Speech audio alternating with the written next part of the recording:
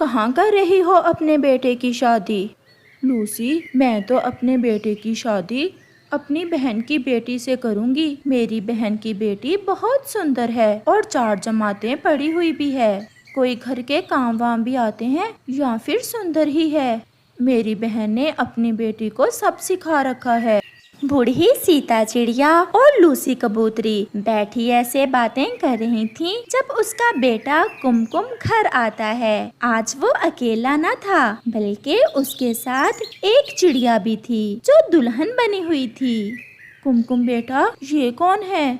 माँ जी, ये आपकी बहू है। माँ जी, मैंने और मीना ने आज शादी कर ली है। माँ जी, मीना बहुत अच्छी चिड़िया है, आपका बहुत ख्याल रखेगी। नमस्ते माँ जी। बहू, मैं कैसे इसे अपनी बहू मान लूं? मैं तो अपनी बहन की बेटी को अपनी बहू बनाना चाहती थी, और तुम हो कि किसी राह जाती चिड़िया को उठाकर घर ले आए हो। मैं तो चलती हूँ सीता, तुम्हारे बेटे ने खुद ही शादी कर ली और तुम सपने सजाए बैठी थी अपनी भांजी को लाने के। लूसी कबूतरी वहाँ से चली जाती है। माँ जी, मैं मासी की बेटी को अच्छे से जानता हूँ। माँ जी, सारा सारा दिन वो नदी पर फिरती रहती है और उसे तो कोई कामकाज भी नहीं आता, और मीना सब काम कर सकती है, रसोई का भी और बाहर का भी। माँ जी, मैं आपको खुश रखने की पूरी कोशिश करूँगी। चुप कर जाओ, मुझसे मेरा बेटा छीन लिया तुमने और अब मुझे माँ जी कह रही हो। ऐसे होती हैं शादियाँ। तुम्हारे माता पिता भी तुम्हारी तरह ही बेगैरत होंगे जिन्होंने ऐसे तुम्हारी शादी मेरे बेटे से की। ये सुनकर मीना रोने लग जाती है। माँ जी, ऐसा तो ना कहें, ये अनाथ है बेचारी और इसका इस दुनिया में कोई भी नहीं है। तो इसे अनाथ हाले छोड़ाओ ना, ये मेरा घर है। मैं अपने घर में ऐसी चिड़िया को अपनी बहू बनाकर कभी भी नहीं रखूंगी। मीना, आप चुप कर जाओ, जाओ और माँ जी के लिए भोजन बना कर लाओ। फिर मीना रसोई में चली जाती है और उसकी सास गुस्से में घर से बाहर चली जाती है। सीता बहन, वो जो तुम्हारे बेटे के साथ आज चिड़िया तुम्हारे घर जा रही थी, वो कौन है? मेरे बेटे की पत्नी बनकर आई है मेरे घर में। परंतु आप तो अपने बेटे की शादी अपनी बहन की बेटी से करना चाहती थी। उस चालाक चिड़िया ने मेरे बेटे को अपने जाल में फंसा लिया। मेरा बेटा तो ऐसा ना था। तो क्या तुमने स्वीकार कर लिया उसे अपनी बहू? कभी नहीं, मैं उसे कभी भी बहू नहीं मान सकती। अब तो मैं सोच रही हूँ कि कैसे उस चुड़ैल से जान छुड़ाऊं। गौरी, तुम तो बहुत चालाक हो। मैं पूरे 100 दाने चावल के तुम्हें दूंगी। कोई ऐसा उपाय बताओ कि सांप भी मर जाए और लाठी भी ना टूटे।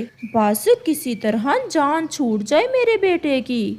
तो ये कौन सा कोई बड़ी बात है? हम ऐसा करते हैं, उसे मार देते हैं। मार देते हैं? परंतु वो कैसे?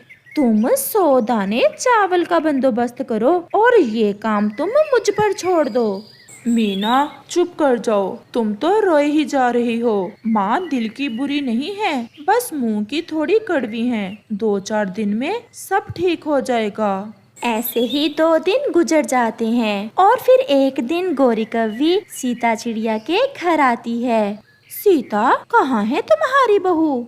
वो मेरे बेटे के साथ नदी पर गई हुई है।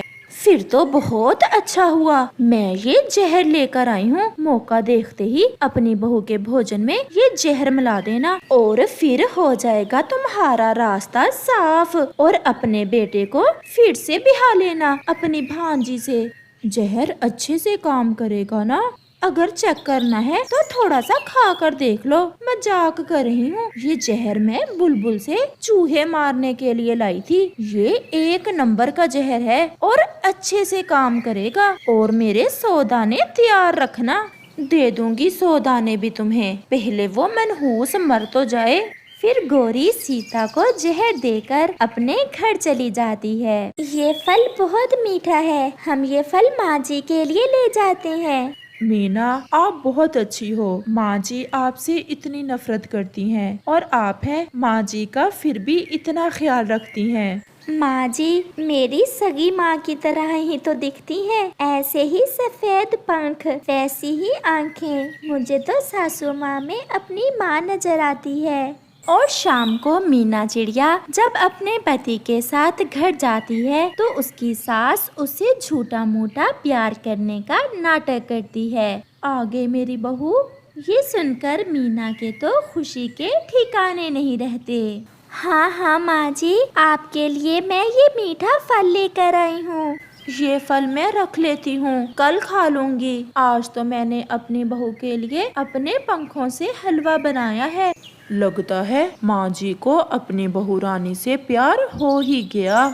अब तुम अगर ब्याह करके ले ही आए हो तो प्यार तो करना ही पड़ेगा। मीना अपनी सासू माँ के गले लग जाती है। मेरी सुंदर सासू माँ। अब जाओ और रसोई में जाकर हलवा खा लो। मैंने तो खा लिया है, तुम्हारे हिस्से का रखा हुआ है। और माँ जी, मेरे हिस्से का हलवा कहाँ है? अपने बेटे के लिए तो मैंने पहले ही डालकर ठंडा कर लिया था। ये है, मेरा बेटा मेरे पास बैठकर खा ले। बहू जाओ, तुम रसोई में जा क्यों नहीं रही? जाकर खा लो वो हलवा। मीना रसोई में चली जाती है। बेटा, मैं नदी पर जा रही हूँ। और हाँ, इस हलवे में मैंने घी ज्यादा डाला था अपने बेटे के लिए। आप ये खा लो। और हाँ, रसोई वाला हलवा तुम न खाना। ऐसा कहते हुए उसकी माँ नदी पर चली जाती है और उसका बेटा अपना हलवा उठाकर रसोई में चला जाता है। देखा, मैं ना कहता था कि माँ जी 2-4 दिन में ठीक हो जाएंगी। आज मैं बहुत खुश हूँ। आज भगवान ने मुझे फिर से माँ दे दी। आज मुझे सब मिल गया, कोई कमी नहीं रही।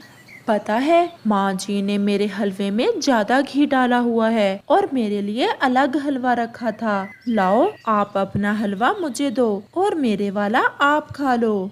नहीं नहीं, आप खा लें। माँ जी को पता चला तो डांटेंगी। मैं नहीं खाऊंगी आपका ज्यादा घी वाला हलवा। परंतु उसका पति उसका हलवा उठाकर खाना शुरू कर देता है और अपने हिस्से का हलवा अपनी पत्नी को दे देता है।